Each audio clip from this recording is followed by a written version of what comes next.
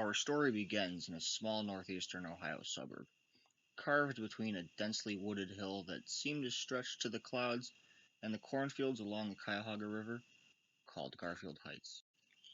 Then, in 1966, came the dump, and in 1971, real estate tycoon Ralph Conti, after falling ill, sold his small-time operation, the Rockside Road Landfill, to Pete Boyes, a high-rolling excavator with a knack for peach-colored leisure suits and patent leather shoes. Boyes had big plans in store. With the old dump filled to the brim, he expanded that landfill to the beautiful hill, bulldozed the trees like toothpicks, dynamited the center, and filled it with trash and sewage. It looked like the moon. Boyes would do anything for a buck. In the 60s and 70s, dumps operated almost free of regulation. There were rules, of course, that said you couldn't unload a truck of hazardous waste at the town landfill, but only a small number of dumps were actually permitted to accept hazardous waste, which meant sometimes driving as far as Niagara Falls and paying up to $100 a barrel to get rid of it. Garfield Heights, on the other hand, was just a quick shot down Broadway, and boy did rumors spread quick throughout Cleveland how Boyes Dump would accept anything as long as the price was right. Today, the state admits it was happening. Our landfills in Ohio are in for truckload after truckload and potentially trainload of this drilling, joel cuttings, this radioactive materials.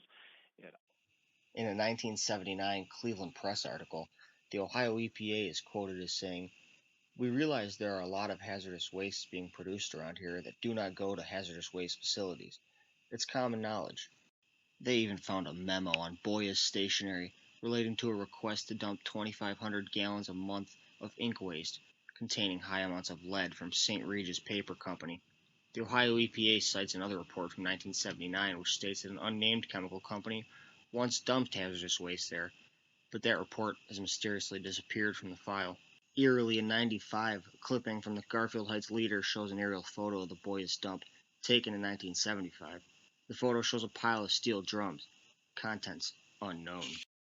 The fumes were giving them bloody noses, fever, and even accusations of cancer. In 2001, residents packed the Garfield Heights Council meeting. It was like being trapped in an unventilated room with an open can of shellac. Boyes had an idea. He wanted to seal the land, make it more watertight, by building a massive complex complete with the big box retail, hotels, restaurants, and offices.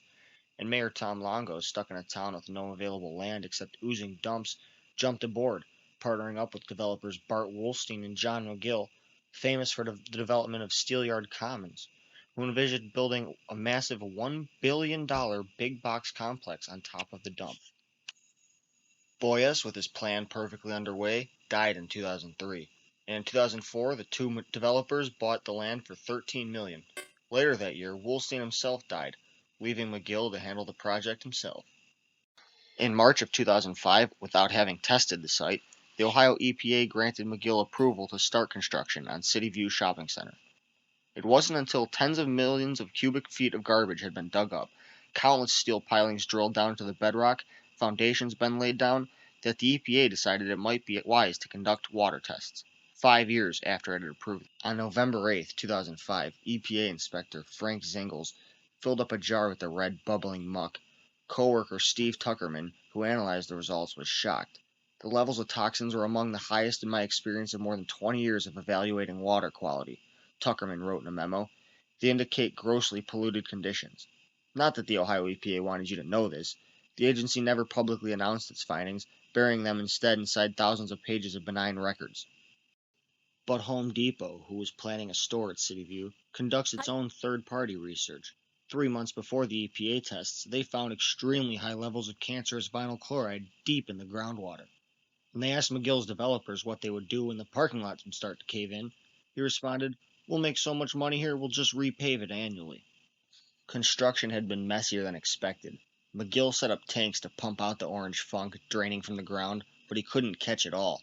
The ooze started to run off from the site. The Ohio EPA turned up the heat on McGill, eventually leading to him selling the complex to Cityview Center LLC in December 2006. For some reason, the EPA allowed Cityview Center LLC to proceed with construction for stores like Bed Bath & Beyond, PetSmart, Walmart, Giant Eagle, Circuit City, and AJ Wright, only they knowing what was lurking in the ground beneath. 2007 was about the only good year for Cityview. I remember going Christmas shopping there with my aunt, and it was They're bustling. doing very well. It's one of the top performing stores in northern Ohio. By 2008, complaints from shoppers and residents started pouring in when a buildup of methane gas became evident. The center at one point was forced to close down until the levels subsided. The shopping center was sued by the EPA after the environmental issues of building this shopping center on a landfill became widely known. Shoppers and companies started to doubt the safety of the stores here. In 2008, Walmart closed abruptly, claiming the closure was a result of the fear that the building was unsafe. The environmental concerns and the closure of the center's anchor caused retailers such as Home Depot and JCPenney's to cancel plans to open stores in the center. By the end of this year, PetSmart, Joann Fabrics, and Circuit City stores closed their doors. And there are certain stores that act as the anchor. Walmart's one. The other businesses don't come unless Walmart's there because they attract so much business. In May 2009, Cityview Center LLC failed to make payments on an $80 million loan, and the ownership was transferred to Foresight Realty Partners LLC. In late 2009, the Bed Bath & Beyond store closed. The Dick's Sporting Goods store closed in January 2010, and in March 2010, plans to convert the former Walmart Center into a convention center were canceled. Moreover, Cityview Center LLC on December 1st notified the lender that cash flow was inadequate to cover operating expenses, according to the lawsuit. Also, on January 28th, the borrower notified the lender that it would not pay property taxes on the complex. Thomas Klein, a member of Cityview Center LLC, stated that he personally had lost $25 million in the purchase and that investment to him is finished. After he purchased the property, he was surprised by the setbacks that made Cityview Center a regular story on local newspaper and TV reports. I lost my life savings, Klein said. I sold my apartments in Brooklyn to make that investment. By April of that year, Mayor Tom Longo announced that he would be stepping down. For the first time in 26 years, the residents of Garfield Heights held an election for their new mayor. The winner was former Fire Chief Vic Kalova, who then entered office in December 2009. Since then, plans to continue Transportation Boulevard to Rockside Road have been put in place in hopes of potentially boosting business to the center. At this point, it's anyone's guess what our fate will be. But for right now, this is the albatross we are left with. As of 2017, the 500,000 square foot complex houses solely Giant Eagle, who occupies around 90,000 square foot of it. They insist on staying. It's clear they would sell food in Chernobyl if they could. The complex is currently listed by a brokerage group known as Sovalsky Group, who currently has the property up for sale listed at $100 million. Amenities include a Dick's Sporting Goods, a former Circuit City that was then transformed into a bottom dollar discount,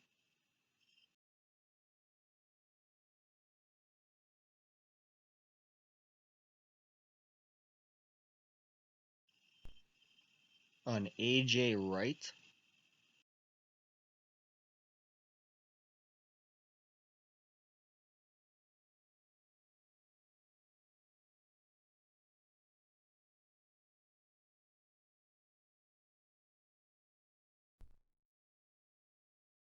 a Bed Bath & Beyond,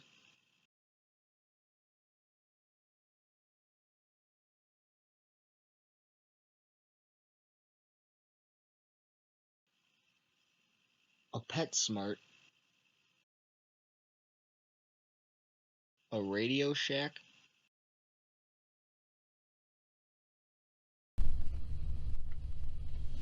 and one of the last to pull out, an Applebee's.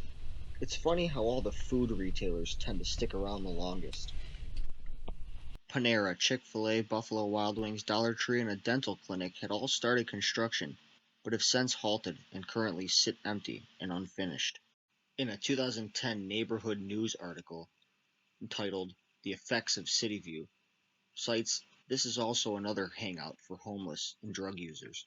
This property also comes with a mound a quarter-mile long by an eighth-mile wide, with vents to vent methane out of the earth, as well as many EPA pumps and regulators.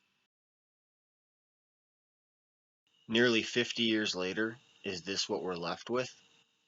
Because it's time, motherfucker, die, motherfucker, steal food. Die, motherfucker, die, motherfucker, steal food. Die, motherfucker, die, motherfucker, steal. Die, motherfucker, die, motherfucker, steal.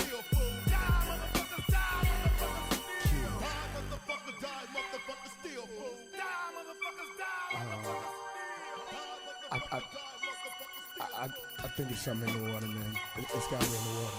Oh fuck, Chuck's on a killing spree again with guillotine for men. I walk around town with a frown on my face. Fuck the whole world, finna catch a murder case. The murder rate may increase if you caught up in the world while it's dying. I guarantee you frying, cause I on the verge of knocking motherfuckers out for no reason.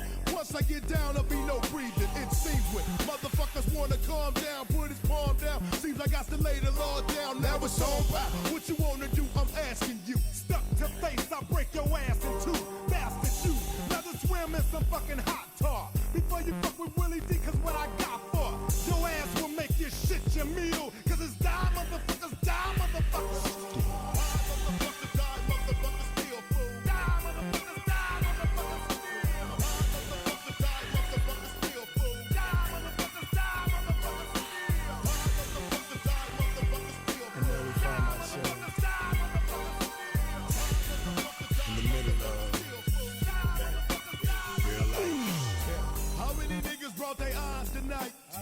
How many niggas wanna ride tonight? Pick out our victims when the time is right. We get their ass up off the corner, cause they die tonight. For sure, niggas be all